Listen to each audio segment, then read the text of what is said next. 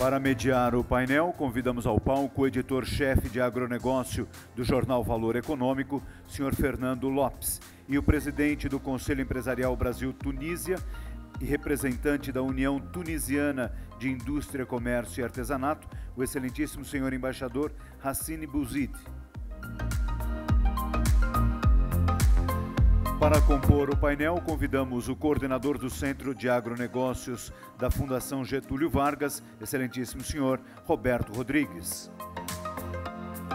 O secretário-geral da Federação das Câmaras Egípcias, senhor Ala Es. O professor e pesquisador da Embrapa, senhor Eduardo Assad.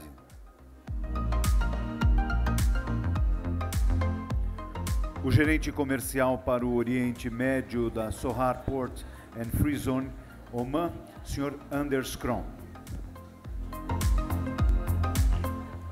O presidente do Porto de Itaqui, Sr. Ted Lago. O secretário-geral da União Árabe de Desenvolvimento da Indústria e embaixador do Sudão, excelentíssimo Sr. Abdelmonem Mohamed Mahmoud. E o vice-presidente de mercados da Associação Brasileira de Proteína Animal, senhor Ricardo Santin. Bom dia a todos. Bem-vindos ao painel Segurança Alimentar e Logística, nesse fórum cujo sucesso é comprovado pela presença de todos vocês. Faremos uma conversa bastante democrática. Temos dois mediadores, que é um formato novo, bastante interessante. Mas eu queria logo começar aqui com uma pergunta para o nosso ex-ministro da Agricultura, Roberto Rodrigues, uma vida inteira dedicada ao agronegócio, hoje coordenador do Centro de Agronegócio da GV, entre outras muitas funções que ocupa, né? Ministro, qual o papel dos alimentos para o futuro dessa integração comercial Brasil-países árabes, sendo que os alimentos já são, talvez, a principal ponte desse comércio? Ok, Fernando, obrigado. Antes de mais nada, queria agradecer muito a Michel Alabi pela oportunidade de estar aqui, num evento tão extraordinário como esse, e poder trazer alguma contribuição ao evento.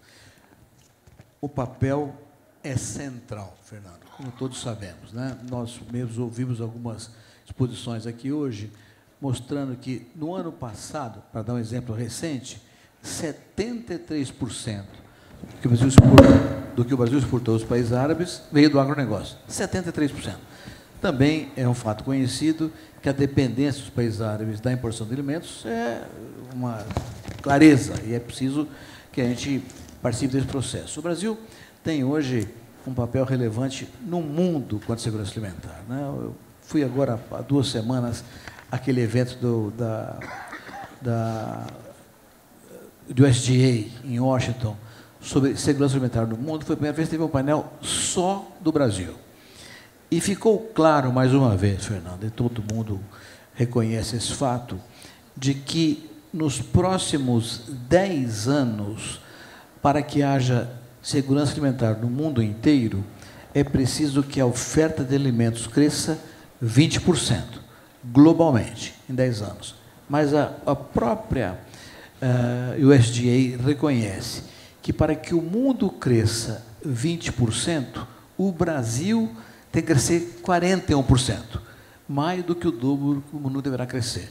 Então, o papel do Brasil na segurança alimentar global é central, como também será central em relação aos países árabes. A relação entre o Brasil e os países árabes na questão alimentar é tão óbvia e tão natural que é estranhável que não tenhamos avançado muito mais do que avançamos. Então, eu tenho a grande esperança de que esse evento resulte uma série de propostas e projetos que façam crescer muito mais do que é hoje a oferta de alimentos do Brasil e dos países árabes. Hoje nós somos produtores de café, de soja, suco de laranja, carne halal. Podemos crescer muito mais em carne de frango, em frutas, em olerícolas, em orgânicos, muito mais, dada o potencial que o Brasil tem em relação a esse tema. Onde que espero que desse evento, Michel, saia um resultado importante para o Brasil, para os países árabes, que são irmãos univitelinos por definição. Muito Muito obrigado, doutor Roberto. Nós sabemos que o senhor tem um compromisso. Na hora que o senhor tiver que nos deixar, por favor, fique à vontade. Eu passo a palavra, então, para Abdelmanian Mohamed Mahmoud, secretário-geral da União Árabe para o Desenvolvimento das Exportações Industriais. Por favor.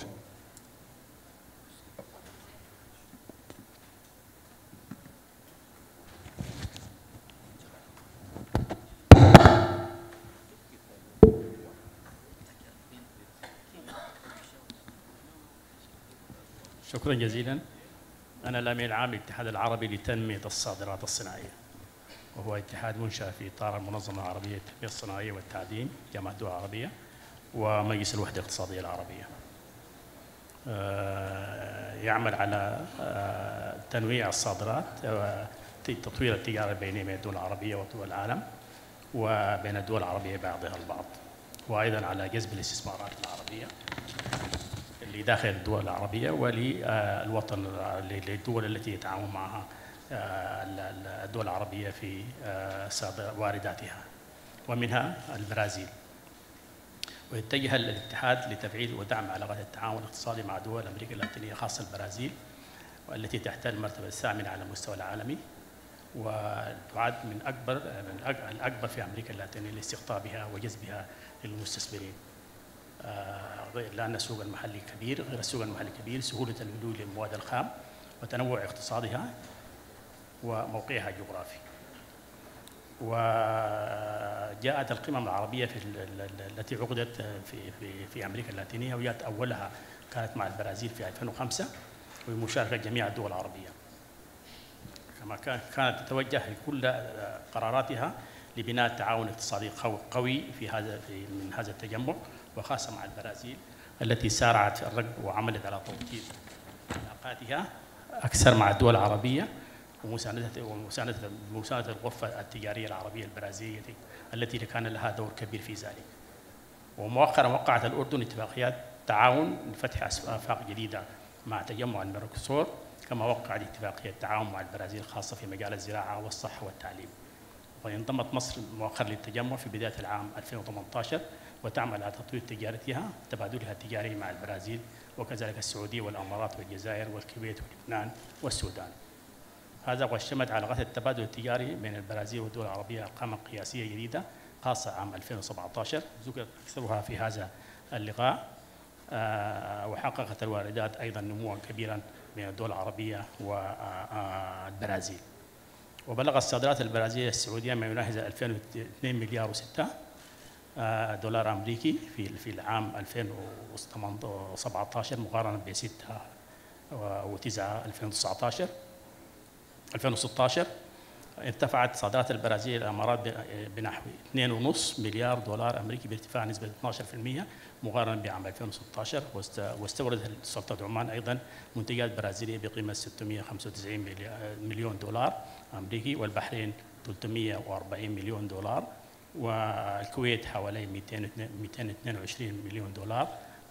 وحققت الصادرات السعوديه للبرازيل ايضا ارتفاع في هذه الفتره نسبه 44% في مقارنة بالعام 2016، وبلغت قيمتها حوالي 2 مليار دولار. وصادرات الأمارات أيضا بنحو 186 مليون دولار أمريكي، تليها سلطنة عمان ثم البحرين مما يقارب 94 مليون دولار أمريكي، والكويت بقيمة 135 مليار دولار على التوالي. وشملت قائمة الصادرات البرازيلية الدول العربية منتجات مختلفة، أبرزها طبعا هو المواد الغذائية اللي هي خاصة من قصب السكر والبنجر والسكر واللحوم والدواجن الطازجة والمجمدة، وأيضا صادرات واردات أخرى في من الذرة واللحوم البقر والألمنيوم والسيارات. وتضمن قائمة واردات البرازيل للدول العربية المشتقات المعدنية النفطية والزيوت المعدنية ومواد البيوتونيوم. وشهدت الصادرات البرازيلية تقدما إلى 5 دول عربية خلال العام الماضي، شملت السعودية والأمارات ومصر حسب الترتيب، ثم الجزائر في المرتبة الرابعة، والعراق التي بلغت قيمة صادراتها حوالي 661 مليون دولار، ثم أيضا معدل نمو 71%، تستحوذ هذه الدول العربية الخمسة مجتمعة على أكثر من 70% من إجمالي الصادرات البرازيلية للعالم العربي.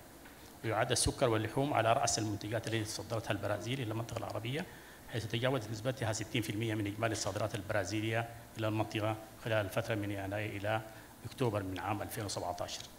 وصلت قيمة صادرات السكر خلال عام 2017 إلى حوالي 4 مليار دولار، مسجل ارتفاعا تجاوز نسبة 40% بالمقارنة من نفس العام من عام 2016.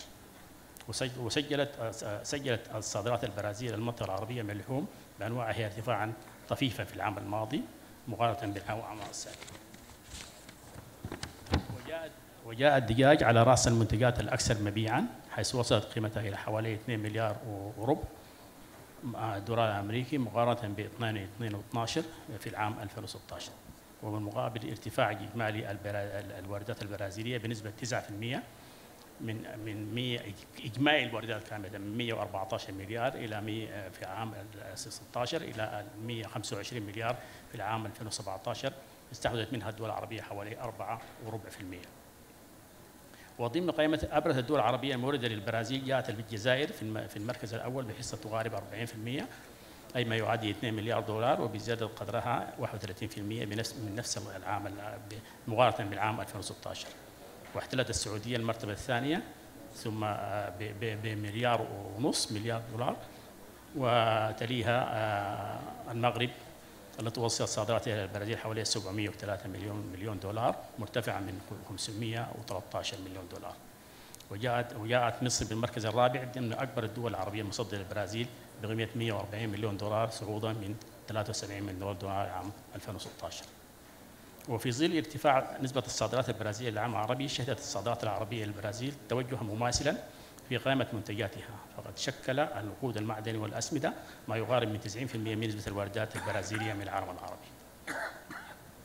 إن الإحصائيات الحديثة الصادرة في هذا المجال جاءت تثبت النجاح الذي حققه الطرفان بفضل الالتزام المشترك والتعاون الدائم في سبيل تعزيز العلاقات التجارية بين البرازيل والعالم العربي، حيث أن النتائج الجديدة التي حققتها المبيعات سواء من أو إلى المنطقة العربية شكلت دفعة قوية باتجاه تعزيز الثقة في اقتصاد المنطقة وسياستها الجاذبة للاستثمار وبيئة الأعمال المواتية فيها. وقد استحوذت السيارات ومراكز الطائرات والتوربينات على الحصة الأكبر في قائمة المنتجات الأكثر مبيعات في المنطقة. ومن أهم الأشياء التي تدعو إلى تطوير العلاقات الاقتصادية العربية والبرازيلية توسيع نقاط التواصل من الطرفين. فإذا أردنا أن ننمي التجارة بينهما يجب علينا أن نربط خطوط الطيران والنقل البحري والخدمات اللوجستية الملازمة لذلك.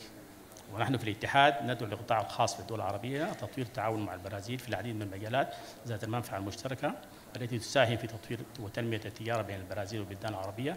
لذلك فمن المهم تعزيز التجارة وتسهيل منح تأشيرات الدخول للأعمال والسياحة ورفع مستوى التمثيل التجاري بين الدول العربية والبرازيل، وإنشاء غرف برازيلية عربية برازيلية في الدول التي ليس لديها غرف عربية برازيلية، وتهيئة البيئة المناسبة لتشجيع وضمان الاستثمار بين الجانبين. كما ندعو إلى تكثيف اللقاءات والاشتراك في المعارض والمؤتمرات والبعثات التجارية ولغاية رجال الأعمال وتفعيل وتطوير اتفاقيات التعاون المشترك.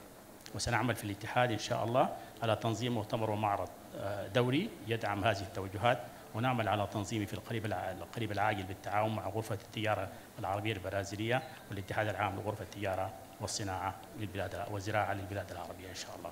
شكرا. Muito obrigado. Eu queria, depois dessa detalhada explanação, propor um formato um pouco diferente. Gostaria de convidar o Ted Lago, Ala Es e Anders Kron para um debate sobre logística e zonas francas. Quer dizer, estamos preparados, do ponto de vista logístico, para a intensificação desse comércio e qual é a importância das zonas francas para a intensificação desse comércio. Então, gostaria de deixar vocês três muito à vontade para trocar ideias sobre isso. Boa tarde a todos. Primeiramente, em meu nome, em nome do governo do Estado do Maranhão, agradecer a oportunidade de fazer parte desse evento tão importante, né, da relação comercial entre o Brasil e países árabes, né? Primeiramente, somos um porto público e movimentamos cargas de 7 estados brasileiros. Nosso principal a carga do agronegócio. Movimentamos grãos, movimentamos fertilizantes, muita relação com países da Liga Árabe. E desde 2015 iniciamos um diálogo, através da Câmara de Comércio Árabe Brasileira, de aproximar esse mercado para sermos, sim, um hub dessa nova região, dessa nova fronteira agrícola que se expande cada vez mais. Hoje representa mais de 50% da produção de proteína brasileira e atende ao mundo com isso. Na questão das zonas livres, né, nós, como eu falei, nós estamos numa área ainda de baixo desenvolvimento industrial. Né? Nosso principal foco de negócio, o Estado se encontrou na produção de proteína e dialogamos com vários países, principalmente da Ásia, na questão da segurança alimentar. É claro que o aspecto logístico é fundamental. Né? Alguns diferenciais do nosso porto é a localização em relação aos principais mercados mundiais, seja a Ásia pelo Canal do Panamá, Oriente Médio pelo Canal de Suez e América do Norte e Europa, né? Reduzindo entre 5 a 9 dias o tempo de viagem em relação aos portos da região Sudeste. Né?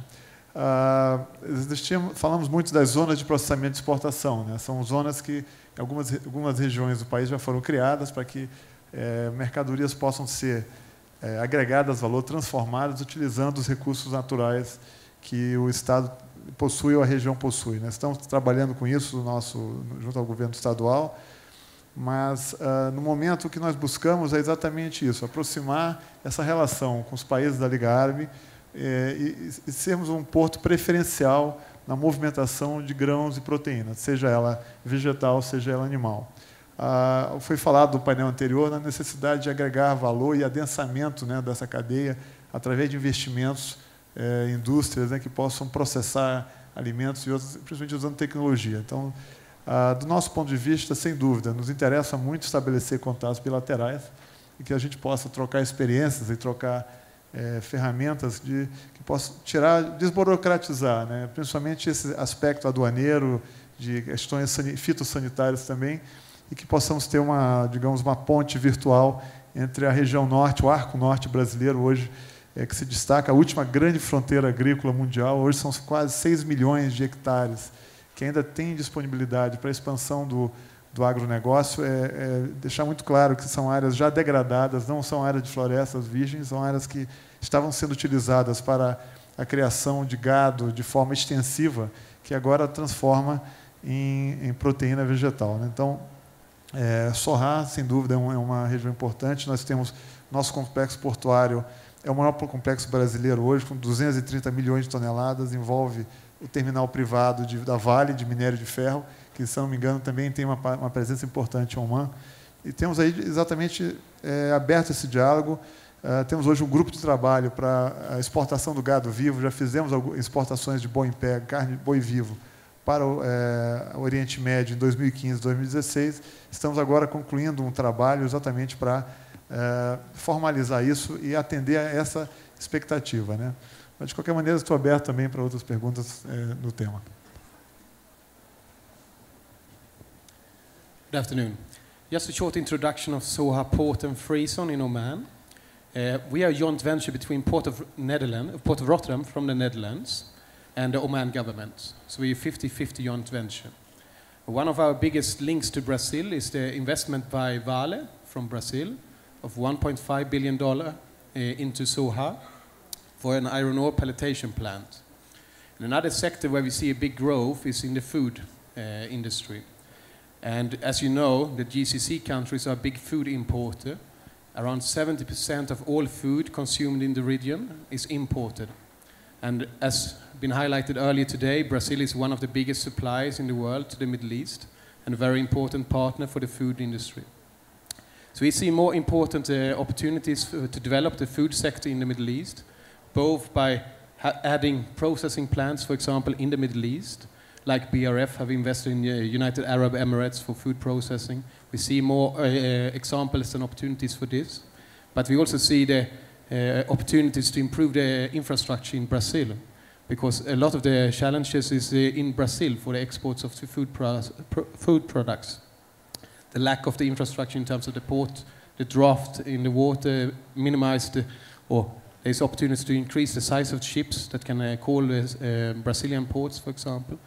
But in the Middle East, we have quite good infrastructure, so we could handle bigger vessels as well. So if Brazil could improve the infrastructure, we could probably leverage this further and improve the size of the vessels and more efficient exports from Brazil as well. But we also see opportunities with the free zone, especially because with the free zones, the main purpose is to make easier business and improve the ease of doing business. Maybe you can't change the regulation in the whole country, but you can do it in a dedicated zone, try it out and see how it does.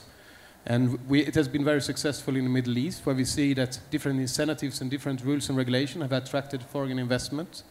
And it's so how we have attracted to date $27 billion of investment in 15 years, which is a big success for us. And we have seen the benefits of having those easier doing business, the rules and regulation in the free zone as well. So I think that's certainly something Brazil can learn as well and see how you can implement it in certain zones to improve ease of doing business, and especially on the customs and the other regulations. Thank you. Só para você pudesse comentar um pouco, realmente é muito debatido no Brasil a questão dos gargalos da logística, né? Então, mais um diferencial, né? Acho que eu estou no meu papel de apresentar o meu porto aqui. Hoje nós temos alguns diferenciais em relação a alguns portos da região. Principalmente hoje nós somos atendidos com 2.000 quilômetros de ferrovia, uma ferrovia de alta capacidade, operada por uma concessionária privada, que liga o Porto do Itaqui, no Maranhão, até Anápolis, ali próximo a Brasília, né? Então, exatamente a espinha dorsal que atravessa toda essa grande região produtora do país, né? E quando o colega fala na questão dos navios, nós hoje operamos, por sermos vizinhos da Vale também, nosso canal ele opera 25 metros de profundidade, nosso porto opera entre 15 e 19 metros. Então, hoje operamos os principais navios, os maiores navios graneleiros ou de combustível, eles operam carregados no Porto do Itaqui e não conseguem operar em outros portos brasileiros. E, além dessa profundidade, nós temos 7 metros de variação de maré, que nos dá realmente a possibilidade de navios de maior porte. Por que eu falo isso? Porque estamos diretamente ligados à questão do custo logístico, né? Você tem uma ideia de você migra de um navio de 30 a 40 mil toneladas para um navio de 70 mil, você pode ter uma redução entre 4 a 6 dólares por tonelada de economia na movimentação de cargas. E, no caso, quando você usa a ferrovia, você também tem um ganho considerável de tempo de viagem, de trânsito, e também na questão do custo operacional. Um dos trabalhos que nós fazemos no Porto, junto aos parceiros privados, é exatamente monitorar e acompanhar a questão do custo logístico, né, para tomar todas as ações necessárias para diminuir, seja o tempo de espera de navio, seja o tempo de processamento da carga na área primária da área alfandegada e também todo o aspecto logístico. Então, era apenas um complemento. Peço aos debatedores para ficarem à vontade, né, pedir já a opinião do doutor Alaes sobre esse assunto que nós estamos falando, e vou pedir para a gente falar um pouquinho mais devagar para dar tempo para os tradutores poderem fazer bem feito o trabalho deles. Por favor, doutor Alaes. Thank you very much. يمكن هتحدث بالعربية في الجلسة، واستسمح السفير المصري ان لن اتحدث كمصري ولكن هتحدث كعربي. مش هعيد الارقام، الوطن العربي بيستورد حوالي تقريبا 60% من غذائه و60% من مدخلات الصناعة الغذائية، والبرازيل تورد نصف هذه الكمية، وبالتالي البرازيل هي شريك رئيسي بالنسبة لنا. جزء مهم جدا تجاهلناه، احنا يمكن لابد ان نبدا في التحرك من الحديث حول التعاون المشترك، ونبدا في التركيز على تنويع المزيج السلعي الذي نتعاون فيه. احنا كلنا بنتكلم على كوموديتيز، بنتكلم على سلع غذائيه القيمه المضافه فيها للطرفين محدوده جدا. احنا يمكن لابد ان نبدا في التحدث على قيمه مضافه في التعاون، ده من خلال خدمات لوجستيه وتصنيع نهائي. السبب في ذلك مصر كمثال لدينا سوق حوالي 2.1 مليار مستهلك في مناطق تجارة حرة، الاتحاد الأوروبي، الإفتا، الكوميسا، الولايات المتحدة الأمريكية، طبعا وبالطبع الوطن العربي من خلال اتفاقية التجارة الحرة. وده يجيبني للآليات المتاحة لاستغلال هذه إمكانية التعاون. حاليا يوجد مناطق تجارة حرة ومراكز لوجستية واعدة سواء في مصر، في المغرب، في عمان كما أثير، وطبعا بالطبع في دبي ودول مجلس التعاون الخليجي.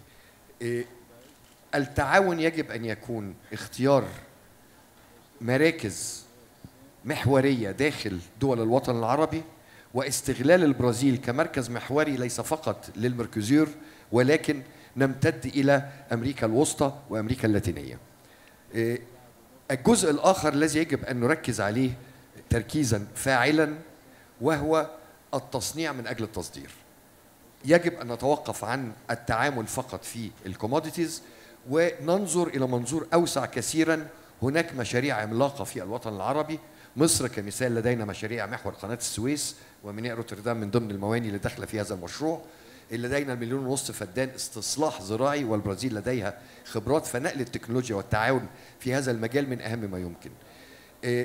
الشركات البرازيلية يجب ألا تنظر إلى الوطن العربي كمقصد إلى 400 مليون مستهلك فقط، ولكن يجب أن تنظر إلى 2 مليار مستهلك في مناطق التجارة الحرة. وهنا يمكن اتحاد الغرف العربية من خلال 16 غرفة عربية مشتركة مثل الغرفة البرازيلية العربية اللي بتحتضننا اليوم موجودة لدعم هذا التعاون. من الممكن للشركات البرازيلية الاتصال بالغرفة العربية البرازيلية ومنها إلى أشقائهم اللي موجودين معانا النهاردة من الغرف العربية المشتركة في الاتحاد الأوروبي، في أستراليا، في دول مختلفة، واستخدام الوطن العربي كمحور لإعادة التصدير. بنتكلم على طاقة جديدة متجددة، بنتكلم عن مكونات صناعة السيارات اللي بدأت تزدهر في المغرب وفي مصر. هناك صناعات متعددة من الممكن أن نتعاون فيها وكنا نتجاهلها في السنوات الماضية. الجزء الهام جدا، ما حدش بيطلب من الشركات البرازيلية أن تأتي باستثمارات. لدينا من هيئات المعونات والبنوك الإنمائية أكثر من 22 مليار دولار من المنح والقروض الميسرة المتاحة لتفعيل هذا التعاون، وده اللي لازم نركز عليه. وهناك حصر قام به اتحاد الغرف المصرية مع اتحاد الغرف العربية، وهيكون موجود على الويب سايت للغرفة العربية البرازيلية بدءا من اليوم، بال 22 مليار دولار المتاحة بشروطها، كيفية الحصول عليها، تقوم الشركات البرازيلية بجلب الماركت اكسس، تكنولوجيا، التعاون الاستراتيجي والتمويل متاح. لا أحد يطلب تمويل من الشركات البرازيلية. آخر شيء ويمكن ده الجزء الهام جدا، احنا بنتكلم على إنشاء مراكز هاب بورتس في الوطن العربي مع هاب بورت في البرازيل. احنا إن شاء الله كمان 8 أيام معالي رئيس البرتغال قادم إلى مصر، وسيتم توقيع اتفاقية لإنشاء مركز لوجستي وميناء محوري في البرتغال ترتبط بمواني المصرية والمواني المغربية وربطها بالموانئ البرازيلية لتتكامل مع ما تقوم به جامعة الدول العربية من إنهاء دراسة إنشاء خطوط ملاحية مباشرة بين مصر والمغرب والخليج العربي مع البرازيل لتنمية التعاون بين الجانبين. شكرا. شكرا. فافور فيك فونتاج. شكرا. اولا اريد ان اقدم نفسي. انا السفير حسين بوزيد، كان لي الشرف ان اشتغل بالبرازيل 5 سنوات كسفير لدى الجمهوريه الفيدراليه البرازيليه، ثم بعد عملت كسفير للجامعه العربيه بمدريد، والان انا رئيس مجلس الاعمال التونسي البرازيلي التابع الى الاتحاد التونسي للصناعه والتجاره، وهي اكبر منظمه اعراف. ينالني الشرف اليوم أن أتحدث، أن أشارك في هذا الجمع بخصوص حول موضوع الأمن الغذائي. وكما تعلمون هو موضوع هام وهام جدا ومعقد ومتشعب ويهم جل البلدان بنسب متفاوتة. فكما تعلمون هناك 900 مليون في العالم يشتكون من نقص التغذية، وبالطبع 900 مليون هذا عدد هام. بالطبع لماذا هذا عدم وجود الأمن الغذائي؟ هناك أسباب عديدة ومتنوعة، بداية من ضعف الإنتاج في عديد البلدان، وخاصة في البلدان العربية والبلدان التي تشتكي من التغير المناخي والاحتباس الحراري. أيضا هناك موضوع يفسر من السبب من أسباب عدم وجود الأمن الغذائي، هو التزايد المستمر لعدد السكان في العالم، وأيضا ارتفاع المقدرة الشرائية، فهناك زيادة في الكم وفي الكيف. كذلك من الأسباب هي مع الأسف، وهذا يرجع إلى الحكومات، هي عدم التحكم في مسالك توزيع المنتجات الزراعية.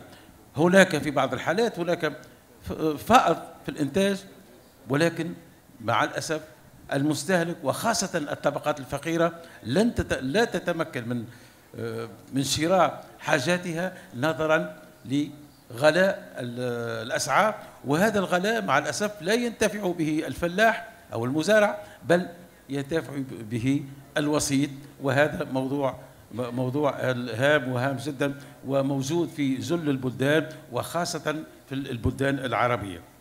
كذلك هناك من الأسباب هي غياب سياسات محكمة في المجال الزراعي، ودائما اللجوء إلى الحلول السهلة وهي الاستيراد، لكن الاستيراد يصبح صعب أولا لغلاء المنتجات الزراعية، ثانيا لانعدام الموارد لدى البلدان المحتاجة، البلدان التي تعاني، وهي كما تعلمون البلدان التي تعاني هي البلدان فقيرة موجودة أساسا في إفريقيا وموجودة في آسيا. هذه البلدان هي بين نارين، أما المجاعة وما ينجر عن المجاعة من عدد أموات والانحدار في مستوى المعرفة والصحة أو التدين. وكما تعلمون بلغنا في التدين نسب ضخمة جدا، وعلينا الآن أن نفكر مليا في هذا الموضوع. هذه في نظري أهم الأسباب. لكن بعد الأسباب هناك الانعكاسات، وانعكاسات الأمن الغذائي هي انعكاسات خطيرة جدا. أذكر من بينها للذكر للحصر بعض الأسباب، بعض الانعكاسات، وهي توتر في بعض الحالات، توتر الأوضاع في بعض البلدان يجعل أن هذه الوضع والأسباب الموجودة والظروف القاسية التي تقاسي منها خاصة الطبقات الضعيفة مع الأسف ليست هي في بعض الحالات داخلية وناتجة عن حروب أهلية وخلافات، وأيضا عدم استقرار سياسي. ومن بين الانعكاسات، وهنا أمر بسرعة، إذا لم نتمكن من تحقيق أمن غذائي فسنولد في بلداننا شيئا من العنف، شيئا من التطرف، وأيضا في بعض الحالات شيئا من الإرهاب. فهذا الموضوع يكتسي صبغة، موضوع الأمن الغذائي يكتسي صبغة اجتماعية، صبغة اقتصادية، وأيضا صبغة سياسية. الآن أمام هذا، مررت بسرعة على الانعكاسات والأسباب، ما هي الحلول؟ لأن لا يكفي أن نتحدث عن الأسباب والانعكاسات، ما هي الحلول؟ أنا أرى أن الحلول في نظري هي على مستويين.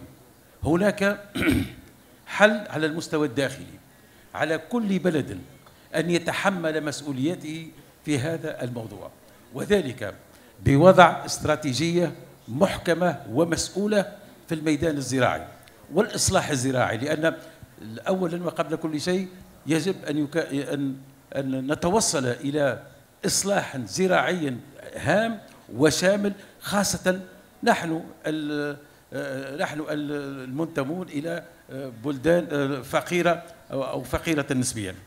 كذلك الحل آخر داخلي دائما هو التحكم في النمو الديمغرافي، لأن النمو الديمغرافي ينجر عنه زيادة في الطلب، وزيادة في الطلب ينجر عنها إما زيادة في الأسعار أو تفاقم الأمن الغذائي.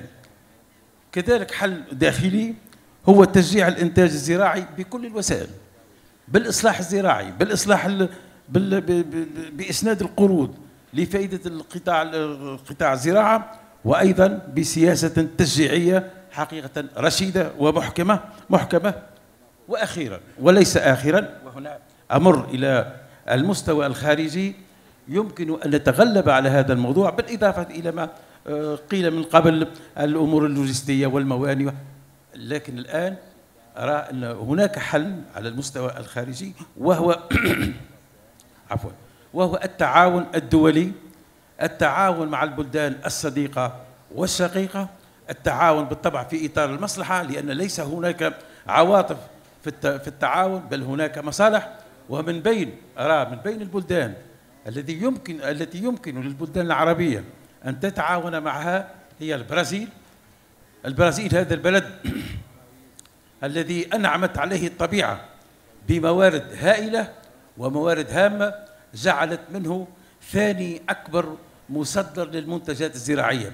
فيمكن لنا أن نقيم تعاونا مثمرا، تعاونا مربحا للطرفين، وأيضا تعاونا طويل المدى ننظر بفضل شراكة محكمة، وليس لا نطلب المساعدة، ولكن نطلب أن تكون هناك شراكة حقيقية مربحة إلى البرازيل وإلى البلدان العربية.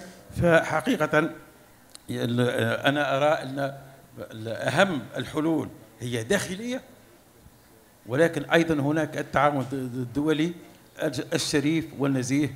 وشكرا سيدي.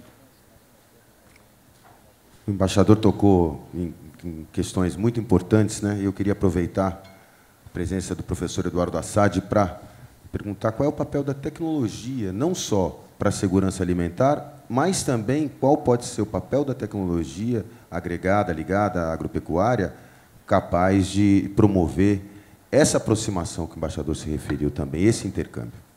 Muito obrigado, queria agradecer o convite, foi feito. Eu estou olhando ali no relógio que eu já estou 4 minutos atrasado, ultrapassei meu tempo 4 minutos. Antes de entrar nesse assunto, somente uma curiosidade. Eu tenho 60 anos que sou sírio, meu avô veio para cá com 3 anos de idade, minha avó era libanesa, e nos meus 35 anos de profissão em ciência e tecnologia, é a primeira vez que eu sento com os países árabes para a gente trocar uma ideia e buscar soluções. Já sentei com centenas de países do mundo, mas nunca me foi dada a oportunidade de sentar aqui e discutir soluções em cima de tecnologias que são muito similares. Nunca é tarde para começar. Nós temos muita coisa para trocar com todos esses países. E obviamente que não preciso dizer que o quibe faz parte da minha alimentação diária. Qual o papel da tecnologia nessa brincadeira toda que nós estamos falando aqui? Nos anos 60, comer frango no Brasil era comida de domingo, era dia de festa. Não se comia frango no Brasil. Não tinha frango no Brasil. A gente comia domingo. Outras coisas também, a bife existia o tempo todo. A gente comia muita carne, mas não se comia frango, o peixe era raro, existia muita importação de produtos e a gente ia levando. O Brasil era um importador de alimentos. Nos anos 70, nós tomamos uma decisão, o Brasil tomou uma decisão, sábia decisão, de juntar grupos e tomar uma decisão política, que foi formar pessoas na área de ciência e tecnologia em ciências agrárias. É o maior sucesso em formação de pessoas no Brasil nos últimos 40 anos. Nós mandamos jovens cientistas para o mundo inteiro. A gente mandou gente para o mundo inteiro. Rodamos esse mundo e cada um voltou com o seu conhecimento, veio para cá e começou a trabalhar. Eu me lembro bem, em 82, estava na França, fui visitar a Suíça, vi um milho lá, falei assim, gente, que complexo. O Brasil nunca vai ter um milho desse, nunca. O milho que eu conheço é aquele que vinha lá do interior de Minas, mirradinho e tal. Tem gente aqui de Minas que conhece, sabe o que eu estou falando. Eu falei, nós nunca vamos ter isso. Quando eu volto para o Brasil em 87, nós lançamos o milho em cima de todo o investimento tecnológico, científico, tecnológico, biotecnologia, gente, manejo, sistema de produção, que o nosso milho era melhor que o da Suíça. Em 5 anos. Em 5 anos. Em 1980, final dos anos 80, um grupo americano veio ao Brasil e disse que nós nunca iríamos produzir soja em baixas latitudes. Nunca. O Brasil não tinha condição de fazer isso. Foi feito um esforço entre Embrapa, universidades, institutos de pesquisa estaduais, um esforço que hoje é comparado a construir um Boeing. O esforço tecnológico é equivalente à construção de um Boeing. Esse grupo se juntou, estudou, e hoje nós temos soja no hemisfério norte e no hemisfério sul, com produtividades que são similares ou, em alguns casos, maiores que as dos americanos. O que foi isso?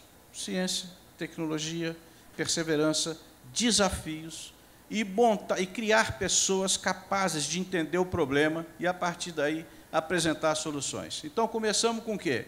Com a coisa mais simples do mundo, juntar dado. Vamos juntar dado, porque a gente não conhece o Brasil. A partir daí, transformar esses dados em informação. Transformando o dado em informação, tinha que transformar isso em conhecimento. Transformou em conhecimento, vira tecnologia. Virou tecnologia e inovação. Essa é a chave do sucesso. Foi essa a chave do sucesso. E aprendemos a buscar fora onde se conhecia, quem conhecia. E nós fomos atrás desses grupos. Hoje, eles vêm atrás da gente. O que eu acho que poderia entrar na nossa pauta, doutor Michel, eu faço aqui um desafio, coloquem os estudantes árabes aqui, venham trabalhar com a gente. Nós temos tâmara no semiárido brasileiro, veio de lá. Nós temos soluções biotecnológicas que são capazes de se adaptar à região dos países árabes. Vocês têm conhecimento científico lá suficiente para permitir que a agricultura brasileira sobreviva ao aquecimento global, coisa que nós não temos aqui, vocês têm lá. Então, é uma troca, é uma biodiversidade que a gente tem aqui com o conhecimento que vocês têm lá. Nós não fazemos isso, precisamos fazer. Então, o papel da tecnologia que foi feito no Brasil e que continua sendo feito, ele é enorme. Nós passamos pelos problemas de primeira geração, que era o quê? Produzir. Vamos produzir. Então, começamos a produzir, somos hoje o segundo maior exportador, produtor de grãos do mundo, usando um pouco as suas palavras, sem desmatar 1 hectare na Amazônia e transformando as terras que são degradadas do cerrado, nós temos condição de ter outra agricultura brasileira, mais 400 milhões de toneladas de grão. Nós não precisamos desmatar nada, nós estamos trabalhando de maneira ambientalmente correta. O nosso produto, falou-se em selo aqui, não é difícil certificar o produto brasileiro hoje, porque nós temos uma tecnologia que é compatível com o que os mercados internacionais estão exigindo, que são as barreiras não tarifárias. Nós temos condição de fazer isso. E nós temos condição de trabalhar com os outros para mostrar como é que faz isso. Não adianta ter esse imenso conhecimento se você guarda só para si. A rua tem 2 mãos. Eu concordo com isso e defendo. Se só um ganha, ninguém ganha. Todo mundo tem que ganhar. No caso da carne, o Brasil fez avanços extraordinários. Nos anos 60, você abatia um boi com 10 anos. Depois esse boi foi caindo para 6, foi melhorando a tecnologia, a genética. 6 anos, 5 anos, 4 anos. Hoje a gente abate boi com 18 meses. A gente consegue ter 20 arrobas com 18 meses. E esse boi, que a gente consegue fazer isso, ele tolera temperaturas superiores a 2 graus. Ele já está cumprindo um acordo de Paris. Coisas interessantes. Mas isso é o quê? É um esforço tecnológico. E ele vem de onde? Ele vem uma parte da África e outra parte vem das ilhas do Caribe. Será que não vai dar certo lá nos países árabes? Olha que riqueza de informações que nós temos para fazer, para trocar. Então, eu não tenho dúvida nenhuma, todo esse esforço brasileiro de chegar onde chegou foi porque investiu em ciência e tecnologia. Houve uma parcela forte do empreendedorismo brasileiro também, que começou a acreditar na gente, não se acreditava, começou a acreditar na gente, apostou e parou com aquela ideia de que o que é bom eu compro fora. E começou a comprar dentro, porque o que é bom está aqui dentro. Tem muita coisa boa aqui dentro. E eu acho que esse tipo de experiência, que já dura 40 anos, esse tipo de experiência a gente pode passar para vocês, fazendo acordos muito claros. E não precisa ser muito complicado, não. As coisas simples são as que funcionam melhor. Se a gente conseguir fazer isso, eu tenho certeza que haverá um ganho muito grande de acordos comerciais e saltos qualitativos no que diz respeito à ciência, tecnologia e comércio entre o Brasil e os países árabes. Muito obrigado. E para encerrar esse painel, né, doutor Ricardo Santinho, eu acho que o comércio de carne de frango, por exemplo, é um exemplo muito bacana de como a gente consegue agregar valor, né, a esse intercâmbio. Bem, obrigado, Fernando. Obrigado à plateia. Vou ser mais rápido, porque eu sou o último do atraso, né, professor? Mas é um prazer imenso estar aqui. Trago a palavra do presidente Turra para celebrar essa parceria de longo prazo que nós temos entre o Brasil e o Oriente Médio. Eu quero começar invertendo, Fernando, da minha última fala nessa intervenção, ou seja, a solução para construir um futuro com estabilidade e um futuro melhor é no border for foods. Não pode ter fronteira para alimentos. É isso. O Brasil hoje não é só o maior exportador de carne de aves do mundo, mas também o maior produtor de carne halal de aves do mundo. Nós produzimos exportamos 1.440.000 toneladas no ano passado. E para vocês que são dos portos, são 1.100 containers por semana que saem do Brasil se a gente fizer só o Oriente Médio, professor. Mas se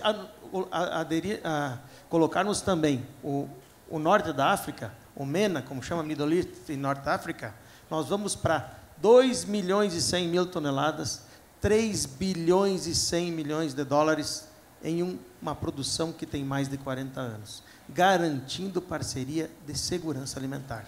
Nada mais que isso. É lógico que podemos ter movimentos disruptivos no mundo, como fazer farináceos de insetos, podemos buscar água, dessalinizar com energia solar, mas tudo isso são processos que demoram e demandam investimentos. E alguns países, principalmente os em desenvolvimento, precisam optar por onde vão subsidiar. Vamos subsidiar a saúde do nosso povo ou uma indústria para fazer alimento, se eu posso comprar alimento barato de quem já o faz há mais de 40 anos.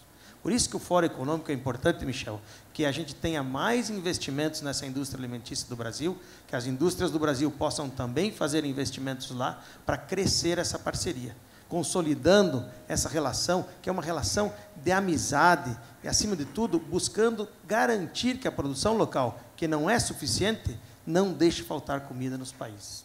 Muito obrigado, doutor Ricardo. E por falar em segurança alimentar, um bom apetite a todos vocês daqui a pouco na hora do almoço. Muito obrigado.